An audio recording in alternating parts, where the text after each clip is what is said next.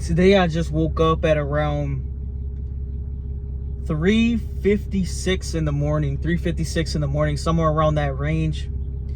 And when I woke up this morning, today was one of those days where it kind of felt easy to jump out of bed. The more I start to get consistent with this, the more it kind of comes with ease, right? Like it felt pretty easy to jump out of bed and just get straight to the gym. Now my routine's a little unorthodox. So essentially, as soon as I get up, most people brush their teeth, most people take the cold shower, most people do all that stuff first. For me, I get in my car and I go straight to the gym. And the reason why I do this is because that's the big goal, right? The big goal is to develop a good physique. So I prioritize that in my mornings, even though a lot of people say, hey, your mornings are going to be best for your deep work because you're going to have way more cognition, right? You're going to be able to focus a lot better since you're up early, since you are, there's not much food getting digested. You're up early, your brain's sharp, right? There's no carbs, nothing in there yet.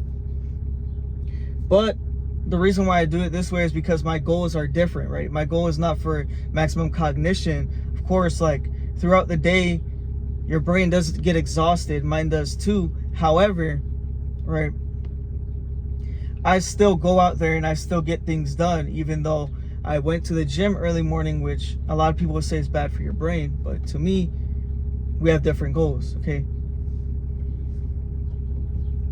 Now, one thing I realized when I woke up this morning is that, man, I just thought about how far I came when I first started this journey. It was about a year ago, okay? A year or two ago. But around 2 years ago, I was 17 years old. And I was 116 pounds, depressed, insecure, smoking weed, wasting life, having no friends, playing video games all day. And what I realized from that past version of myself is he could never do what I'm doing right now. There's probably a lot of you guys watching this who are just like that past version of myself, who can't do the things that I'm doing now. And when you really think, you sit down and you think deep about it, why can't you do the things that I do? Why can't you wake up at 4, go to the gym, get a workout, come home, take a cold shower, and even record these videos? Why can't you do it? What stops you? The answer to that question is absolutely nothing. There's nothing stopping you besides your own brain. There's nothing stopping you besides your own limitations you put onto yourself or society put onto you. Because you followed and you followed in line. You fell in line like everyone else did. And you didn't recognize that you fell in line not because you want to be like everyone else, but because you never took control of your own mind. You never knew you even could. And I can relate to that very heavily. Because I thought everything happening to me, I couldn't control anything about it. And to a degree, yes, that's true. If one of your parents passes away, right? My father passed away just last year. I was 18 years old on October 16th, 2025. My father passed away, but there's no way I could control that, right? But I can control my reaction and the way I feel towards things. And yes, I really grieve for my father, but I knew I had to keep going. And a lot of people don't have that mindset. People think you would be cruel if you went to a funeral or if you went to a certain place and you have the mindset of that you have to keep pushing. You can't just let this setback become a setback, because it's not a setback until you make it a setback in your mind. Nothing is true unless you truly make it in your mind. If I believe depression and anxiety is not real, to me it's not real. I don't believe it. And I don't believe it because that's rationalized in my own mind, right? Like, of course, there's science that exists. There's all these different things that exist that scientifically proves it. But I am the maker of my reality, right? God made us creators as well. God is the ultimate creator who gave us the ability to create. And you can see that very evidently in society. You can see this car I'm sitting in was created. This house I live in is created. The car right there is created, right?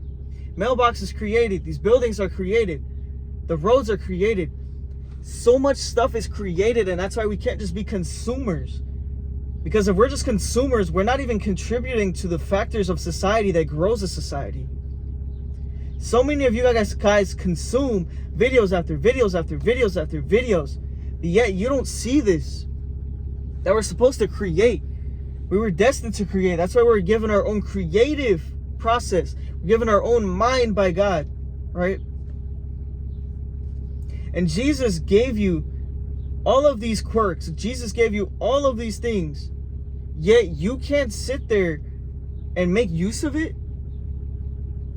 It's like you believe in Jesus, but do you believe what he's given to you? Do you believe you can achieve anything? If the answer is no, you don't even trust God as much as you should. And I know that hits harshly to a lot of people who are Christians, etc., right? But if you truly don't give it your all, if you truly don't go in with all your potential, just like the Bible says, the lazy man will stay in poverty. The man who works with his hands will become wealthy. The man who works tirelessly, effortlessly, every single day, putting in maximum force, the most you possibly can, every single day. That's the person who God truly sees. And when he sees that person, he rewards them. Right? He rewards them with the fruits of their labor. You reap what you sow. When you hear that, you reap what you sow. Whatever you sow, say I'm sowing to you right now, creating this content. I'm going to reap the benefits of helping you out. I'm going to reap the benefits, right, of helping you become a better man, helping you become more in shape, helping you get a better mindset, right? This is the things I can help you with. When I sow that, I reap the benefits of you, right? Seeing the changes in you, because I love you guys. And I don't want to do this for money. I don't want to do this for any of these things. The biggest purpose is to bring more people towards Christ and his purpose and your own purpose, right? Because you have a purpose that Christ put in line for you, but the only way to get there is if you discipline yourself every single day. There's no excuses. There's no way you can take days off. There's no way you can do this to yourself, because the goal is right there. And the more you start rowing your boat, even if it's at a slow pace, the goal is right here. You're rowing your boat slowly, slowly, slowly. But as soon as you reach it, all of that's going to pay off. You reaped everything you sowed. You reaped everything you needed. You reaped everything that God destined for you. Now look, it's not about women. It's not about cool cars. It's not about cool clothes. To me, I honestly believe having one woman, and I have one in my life, my beautiful girlfriend, that I would never trade anything for. No money, no success, no nothing. I would never trade anything for this girl. But a lot of you guys use girls as toys. A lot of you guys, even on self-improvement, you guys are like, oh, hey, this is how you close, like, hey, 10 dating, 10 people you dated on an online app. I don't agree with any of that nonsense. I agree with monogamy. One person, when you find that right person, obviously, yes, it might take you a few tries to find that right person through various amounts of people, right? That's not like, hey, you're terrible for that. No, I'm not saying that. But what I am saying is people who advocate for talking to multiple women when you're already in a relationship, when you're with a dedicated partner that you want to get married to, and you're still trying to look for other options, you're a disgusting idiot. And I don't agree with that. Whoever, believes that, they might have like, 10 million followers. They might have like, I got $20 billion. But they don't have Christ in their hearts. So I honestly could care less, right? Now look, what I do want to say to you guys is anything is achievable if you genuinely put your whole heart to it. I'm talking about, these are very niche topics I'm about to get into that probably a lot of y'all don't relate to, and I've never seen anyone talk about these. But when you go through your daily life, right? You go to work, you go to, meet up with your, let's say your boy or whoever, you start to see this mindset they have where their limitations become so visible to you. It's like all these limitations you used to have, you see them in this person, And since you have been through the exact same situation, you're just like, I wish this guy genuinely took the steps to change this, because I feel so much more free. I feel so much more better about myself. I feel like I could speak to this camera, right? I feel like I could speak my mind. I feel like I could work out as hard as I possibly can. Literally today, right, when I woke up at 4, I drove straight to the gym. And literally I worked out. I did legs today, okay? And I worked out until I almost felt like I was gonna throw up. And I still kind of feel that feeling in my stomach where it's like this acid coming up. Sometimes I'll get like burps or hiccups. Things are coming up, but I was just like, I'm going to destroy my default mode network. And if you guys have ever heard of the default mode network, which a lot of y'all probably haven't heard of that, probably don't even know what I'm talking about, probably don't even know what that is. That default mode network is basically your base level, okay? And your base level usually is negative. Your base level usually is only operating at around like 40% of your true capabilities, okay? So what I mean by the default mode network and the examples of how it kicks in, well, it kicks in when, let's say you're pushing through a hard workout, or you're learning something, you're doing deep work, right? And then you have this, all of a sudden, these thoughts to do something else, to start playing video games, to start masturbating, to start, watching TV, all these like thoughts of trying to get you away from this deep work task, or trying to get you out of this workout, they start to pop up rapidly, right? Boom, your brain is instantly getting overloaded by this. The thing is, you have to rewrite that. And the only way to rewrite your default mode network is to feel that feeling and be aware of this. Be super aware of what I'm talking about. Be aware when you feel like genuinely you want to get out this task. No, I can't do this anymore. Because those are your limitations your own brain put on yourself. You didn't put those in, right? Your brain is working against you every day. Your brain is the enemy. A part of your brain is the enemy. Obviously, I'm not saying your entire brain, like, oh, cut off your whole brain. No, I'm not saying that. But I am saying that your brain is your enemy that always tries to put limitations and tries to fight against you every single day, which is why you have to fight back. Fight back. Don't be passive towards your brain. When you know this concept of the default mode network and it starts to try to attack you, it starts to put you back into this identity you thought you were, right? This guy who was a nerd, this guy who was smoking weed, this guy who partied, this guy who was doing all this crazy stuff that he shouldn't be doing. It starts to take you back to that person. Fight it. Don't sit there and give into it. If you give into it, your default mode network wins. Your subconscious brain that tries to stop you, that tries to keep you comfortable.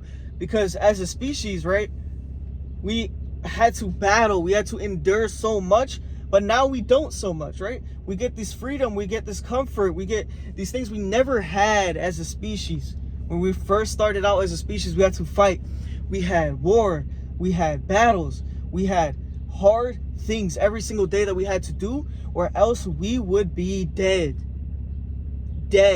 in the grave. That's why this is so important, because our brain tries to sabotage us to try and keep us safe, even though we don't need this type of safety. This cuddling of our brain tries to give us.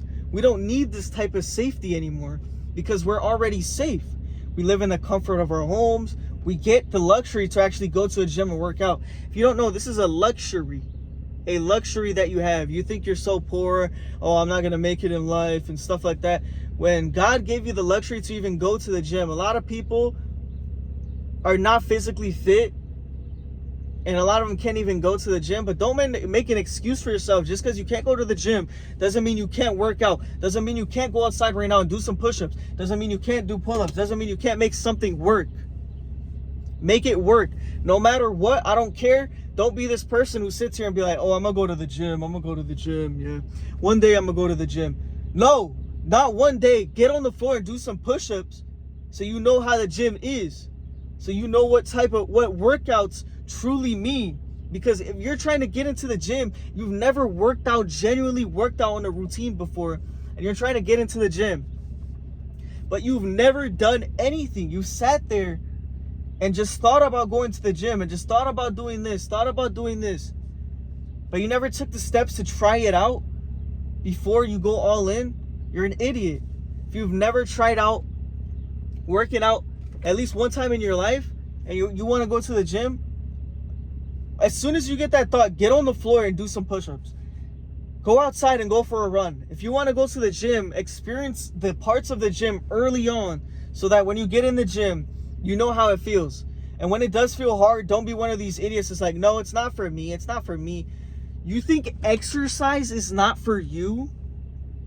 Do you know what our ancestors, do you know what they had to do every single day? They walked thousands of miles a day. They had to run away from predators. They had to run away from these animals. And you're gonna sit here with your brain that was developed from that person, those ancestors. You're gonna sit here with this brain and think to yourself, exercise, which is a minimum thing in our life. If you ask a doctor, you need at least 1 hour of exercise a day. And you think exercise is not for you just because it's hard? Do you see how privileged you are? Do you see how childish you are? Because you're thinking in this mindset where, hey, I don't need to exercise. I got everything at my fingertips. I can watch this video on this. No, shut up. Shut up, bro. Seriously. And no one's going to tell you this, bro. So I'm going to tell you it straight to your face, bro. Shut up and do the work. Shut up and do what you're supposed to do.